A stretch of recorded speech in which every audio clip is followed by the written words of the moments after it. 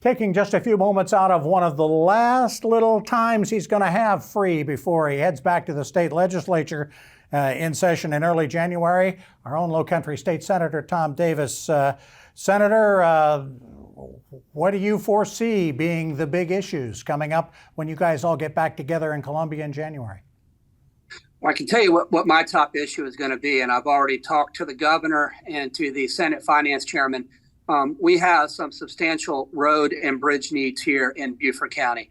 We need to finalize the Hilton Head Island Bridge corridor.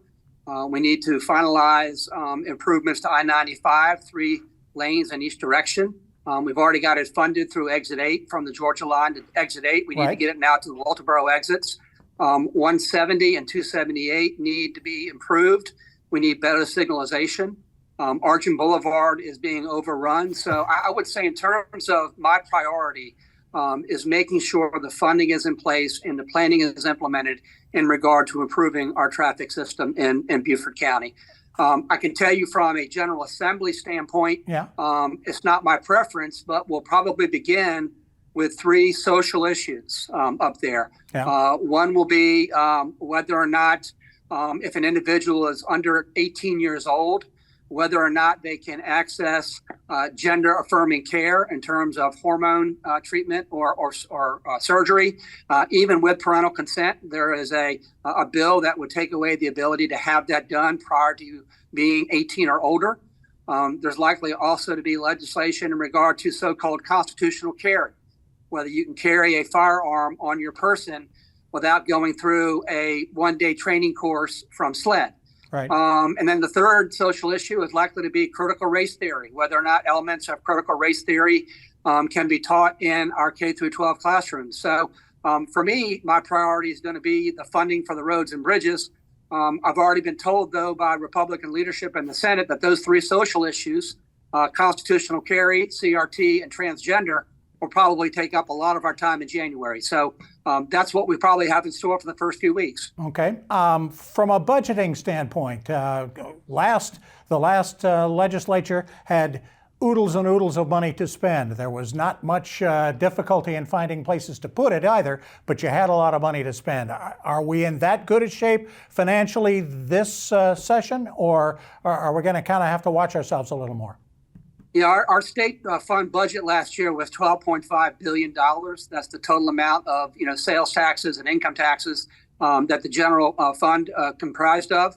That's state money. It's not local money. It's not federal money. That's just state dollars. Right. Early indications are that we will have something north of $12.5 billion to spend this year.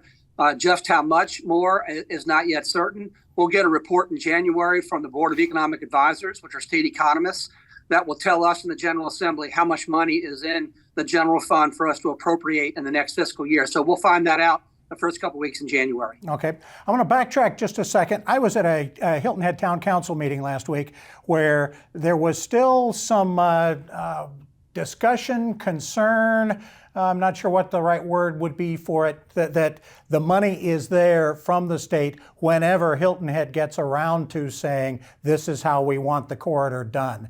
Is there, in your mind, a deadline on making some decisions on Hilton Head Island, or will the money be there whenever they get around to it? Because it's probably going to be third quarter of this year. Right. Well, I don't think it'll be third quarter of this year. I mean, they did ask me to contact the Secretary of Transportation and also the chairman of the State Infrastructure Bank to make sure that both the $120 million grant, the commitment to build the project was still there. And it is. Okay. I asked them, how long can we extend into 2024 before Hilton Head gives its consent? And they assured me that at least through the first quarter. At least through the first quarter of 2024. If the town of Hilton Head puts itself in a position to provide its municipal consent within that time frame, that those funding sources are not in jeopardy. If you spill beyond that first quarter, that's going to take more discussions on my part with the DOT and with the SIB. But I do know that we are safe through the first quarter of 2024. I've communicated that to the town of Hilton Head and urged them to put themselves in a position to make a decision within that time frame. All right. We will hope that they can get that done. I appreciate the time. Thanks so much, Senator.